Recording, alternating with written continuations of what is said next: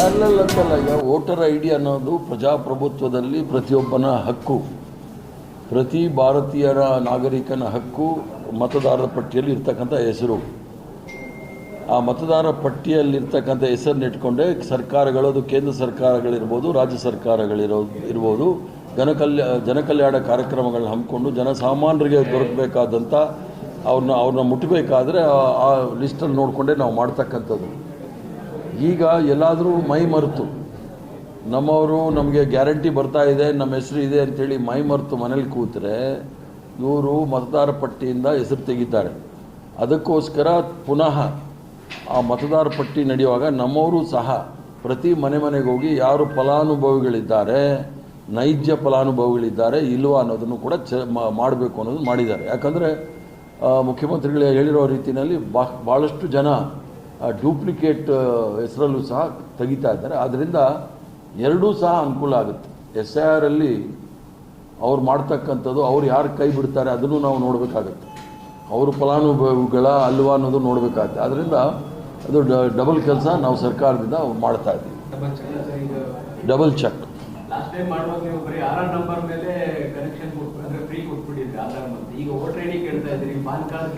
ಅಲ್ಲಲ್ಲ, ಈಗ ಅವ್ರ ಹೆಸರಿದೆ. ಯಾಕಂದರೆ 11 ಡಾಕ್ಯುಮೆಂಟ್ ಕೊಡಬೇಕು ಅಂತ ಹೇಳಿದ್ದಾರೆ ಎಲೆಕ್ಷನ್ ಕಮಿಷನರು, ಸನ್ಮಾನ್ಯ ಫೇಕು ಮಹಾರಾಜರು ಹೇಳಿದ್ದಾರೆ.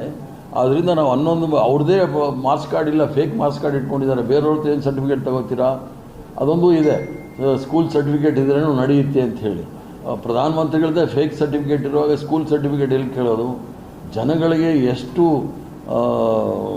ತೊಂದರೆ ಕೊಡಬೇಕು ಅದನ್ನು ಭಾರತೀಯ ಜನತಾ ಪಾರ್ಟಿ ಸರ್ಕಾರ ಮಾಡ್ತಾ ಇದೆ. ಅದಕ್ಕೆ ನಾವೆಲ್ಲರೂ ಸಹ ಜಾಗೃತರಾಗಿರಬೇಕು ಅನ್ನೋದೇ ನಾವು ಇಷ್ಟು ದಿನ ಪ್ರಚಾರ ಮಾಡ್ತಾರೆ. ಈಗ 3 ವರ್ಷ ಅಂದರೆ ನಾವು ಬಡವರಿಗೆ ಕೈಗೆ ಸೇರ್ತಾ ಇದೆ ಅಂತ ತಿಳ್ಕೊಂಡಿದ್ವಿ. ಕೆಲವು ಗಂಭೀರವಾದ ಆರೋಪಗಳು ಬಂದಾಗ, ಕಂಪ್ಲೇಂಟ್ಗಳು ಬಂದಾಗ ನಾವು ನೋಡಬೇಕಾಗತ್ತೆ, ಪರಿಶೀಲನೆ ಮಾಡಬೇಕಾಗುತ್ತೆ.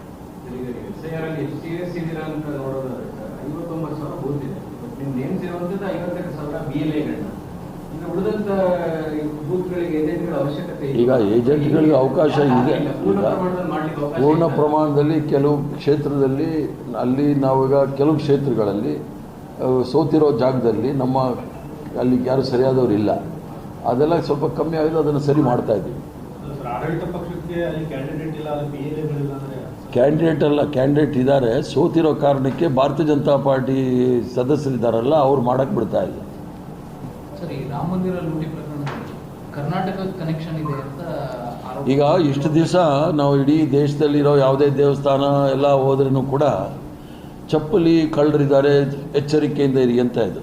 ಇನ್ಮೇಲೆ ಯಾವುದೇ ದೇವಸ್ಥಾನಕ್ಕೆ ಹೋದರೆ ಹುಂಡಿ ಕಳ್ಳರಿದ್ದಾರೆ, ಎಚ್ಚರಿಕೆ ಅಂತ ಬೋರ್ಡ್ ಹಾಕ್ಸ್ತಾರೆ BJP ಅವ್ರು ಬಂದ ಮೇಲೆ. ನಾವು ಹೇಳ್ತಾ ಇರೋದೇನು ಅಂದರೆ,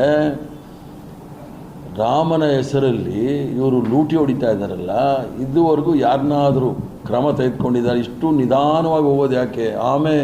ಗತಿ ಸ್ಪೀಡಲ್ಲಿ ಹೋಗ್ತಾ ಇದ್ದಾರೆ, ವೇಗದಲ್ಲಿ ಹೋಗ್ತಾ ಇದ್ದಾರೆ. ತಕ್ಷಣ ಕ್ರಮ ತೆಗೆದುಕೊಳ್ಬೇಕು. ಇದರಲ್ಲಿ ಯಾರ್ಯಾರು ಇದು ಎಲ್ಲಿಗೆ ಹೋಗುತ್ತೆ 200 ಕೋಟಿ ಅಂತೇಳಿ, ಅದು ಕರ್ನಾಟಕದವ್ರಿಗೂ ಸಹ ಬಂದಿದೆ. ಕೆಲವರಿಗೆ ರಿವಾರ್ಡ್ ಕೊಟ್ಟಿದ್ದಾರೆ, ಅವರು ಗೋಹತ್ಯೆ ಕಾನೂನು ವಿಚಾರದಲ್ಲಿ ಬಿಲ್ ಪಾಸ್ ಮಾಡಿದ್ರು ಅಂಥೇಳಿ ಕೆಲವರಿಗೆ ಅವ್ರಿಗೆ ಇದು ಕೊಟ್ಟಿದ್ದಾರೆ, ಅವಾರ್ಡ್ ಕೊಟ್ಟಿದ್ದಾರೆ. ಭಾಳ ಆಳವಾಗಿ ಅದು ನಾವು ಈಗಾಗಲೇ ಹೇಳಿದ್ದೀವಿ. ಸುಪ್ರೀಂ ಕೋರ್ಟ್ ಜಡ್ಜ್ ನೇತೃತ್ವದಲ್ಲಿ ಇದು ತನಿಖೆ ನಡೀಬೇಕು ಅಂತೇಳಿ. SIT ಎಲ್ಲ ಸುಮ್ಮನೆ ಕಣ್ಣೊರ್ಸೋಕ್ಕೆ, ಯಾವುದಾದ್ರೂ ಒಂದೇ ಒಂದು ವಿಚಾರ ಮಾಡ್ತಕ್ಕಂಥ ಸಂಸ್ಥೆಗಳು ಭಾರತೀಯ ಜನತಾ ಪಾರ್ಟಿ ನಾಯಕರನ್ನ ಮಾಡಿದ್ಯಾ? ಇದರಲ್ಲಿ ವಾಷಿಂಗ್ ಮೆಷಿನ್ ಇಲ್ಲ, ನಾವಂತೂ ಆ ವಾಷಿಂಗ್ ಮೆಷಿನಲ್ಲಿ ಅವ್ರನ್ನೆಲ್ಲ ಹಾಕೋದೇ ಇಲ್ಲ, ಅವ್ರನ್ನೆಲ್ಲ ಜೈಲಿಗೆ ಕಳಿಸ್ಬೇಕು.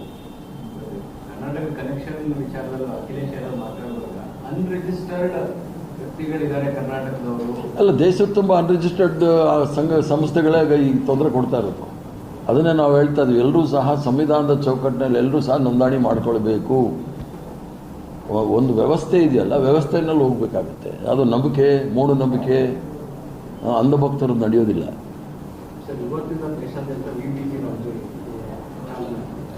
ನೀವು ಕೂಡ ವಿರೋಧ ಮಾಡಿ ಕರ್ನಾಟಕ ಒಂದು ರೀತಿ ಇದೇನು ರಾಜ್ಯಗಳ ಮೇಲೆ ಕಾಂಗ್ರೆಸ್ ರಾಜ್ಯಗಳನ್ನ ಟಾರ್ಗೆಟ್ ಮಾಡಿದ್ದಾರೆ ಅಂತ. ಕಾಂಗ್ರೆಸ್ ನಾವು ಕಾರ್ಯಕ್ರಮ ತಂದಾಗ ಮಹಾತ್ಮ ಗಾಂಧಿ ರಾಷ್ಟ್ರೀಯ ಉದ್ಯೋಗ ಖಾತರಿ ಯೋಜನೆ ಅಂತಂದಾಗ ಗ್ರಾಮೀಣ ಪ್ರದೇಶದಲ್ಲಿ ಇರ್ತಕ್ಕಂಥ ಕೃಷಿ ಕಾರ್ಮಿಕರಿಗೆ, ಬಡವರಿಗೆ ಅವ್ರಿಗೆ ವರ್ಷಕ್ಕೆ 100 ದಿನಗಳ ಕಾಲ ಉದ್ಯೋಗ ಅವಕಾಶವನ್ನು ಕೊಡಬೇಕು ಅಂತ ಮಾಡಿದ್ವಿ. ಇವ್ರು ತಂದಿರೋದು ಉದ್ಯೋಗ ಅವಕಾಶಗಳನ್ನೆಲ್ಲ ಮುಗಿಸೋಕ್ಕೆ. ಯಾಕಂದರೆ ಅವರ ಬಂಚ್ ಆಫ್ ಥಾಟ್ಸ್, ಗೋಲ್ವರ್ಕರ್ ಅವರ ಸಿದ್ಧಾಂತನೇ ಅದು, ಬಡವರ ಬೆನ್ನು ಮುರಿದ್ರೆ ಅವರೆಲ್ಲರೂ ನಮ್ಮ ಗುಲಾಮರಾಗಿರ್ತಾರೆ ಅಂಥೇಳಿ ಮನಸ್ಸನ್ನ ಗುಲಾಮರಾಗಿ ಮಾಡಲಿಕ್ಕೆ ಇದೊಂದು ಮೊದಲನೇ ಹೆಜ್ಜೆ ಇಟ್ಟಿದ್ದಾರೆ. ಅದೇನೋ ಜಿ ರಾಮ್ಜಿ ಮಾಡ್ಕೊಂಡು. ಪ್ರಹ್ಲಾದ್ ಜೋಶಿ ಅವ್ರಿಗೆ ಯಾಕಂದ್ರೆ ನಮ್ಮ ಪ್ರೀತಿ ಅಂತ ಕಾಣಿಸ್ತಿದೆ. ಹೇಳ್ತಾರೆ ಪದೇ ಪದೇ ಗೊತ್ತಿಲ್ಲ ಓದೈಕೆ ಮಾಡ್ತಾರೆ. ಅವರು ಮಹಾನ್ ಪಂಡಿತರು, ಪ್ರಖರ ಜ್ಞಾನಿ, ಆಮೇಲೆ ಜಾತ್ಯತೀತ ತತ್ವದಲ್ಲಿ ನಂಬಿಕೆ ಇಟ್ಕೊಂಡಿರ್ತಕ್ಕಂಥವ್ರು. ಅವರ ಸಂಬಂಧಿಕರು BJP ಟಿಕೆಟ್ ಕೊಡ್ತೀವಿ ಅಂತ 2 ಕೋಟಿ ರೂಪಾಯಿ ತಗೊಂಡಿರೋರು. ಇವರಿಂದ ನಾವು ನಮ್ಮ ಕಂಡ್ರೆ ಅವ್ರಿಗೆ ಭಾಳ ಪ್ರೀತಿ. ಪ್ರದೀಪ್ ಈಶ್ವರ್ ಅವರ ವಿಚಾರದಲ್ಲಿ ಸರ್ಕಾರ ಸರಿಯಾಗಿ ಆಕ್ಷನ್ ತಗೊಂಡಿದೆ ಅಂತ ಅನಿಸ್ತಿದೆ. ಅದು ಈಗಾಗಲೇ ಅದ್ರ ಬಗ್ಗೆ ಭಾಳಷ್ಟು ಚರ್ಚೆ ಮಾನ್ಯ ಮುಖ್ಯಮಂತ್ರಿಗಳು ಹೇಳಿದ್ದಾರೆ, ನಿಕಟಪೂರ್ವ ಮುಖ್ಯಮಂತ್ರಿಗಳು ಸಹ ಹೇಳಿದ್ದಾರೆ. ಆದರೆ ಅಷ್ಟಕ್ಕೆ ಚರ್ಚೆಗೆ ಬಿಟ್ಬಿಡೋದು ಒಳ್ಳೆಯದು. ಸರ್ಕಾರದಲ್ಲಿದ್ದರೆ ಯಾರೋ ಹಲ್ಲೆ ಮಾಡಬಾರ್ದು ಅಂತಿದೆಯಾ? ಕೆಲವರು ಕಾನೂನು ಕೈಗೆ ತಗೊಂಡ್ಬಿಡ್ತಾರೆ, ಏನೂ ಮಾಡೋಕ್ಕಾಗೋದಿಲ್ಲ. ರಾಜಕಾರಣದಲ್ಲಿ ಸ್ವಲ್ಪ ಡೀಸೆನ್ಸಿ, ಸಭ್ಯತೆಯನ್ನು ಮೇಂಟೈನ್ ಮಾಡ್ಕೋಬೇಕು, ಕಾಪಾಡ್ಕೊಳ್ಬೇಕಾಗತ್ತೆ. 2 ಕಡೆನೂ ಮಾಡ್ಕೋಬೇಕಾಗತ್ತೆ. ಆಗಿದೆ, ಯಾರು ಹಿಂಸೆಗೆ ಅವಕಾಶಗಳು ಕೊಡಬಾರ್ದು. ಇನ್ನೊಂದು ದಿನ ಮಾತಾಡೋಣ. ಈಗ ಸಾಕು, ಇದು ಇತಿಹಾಸ ಕೇಳ್ತಾ ಇದ್ದಾರೆ. ಸಾಕು. हेलो, बोलिए क्या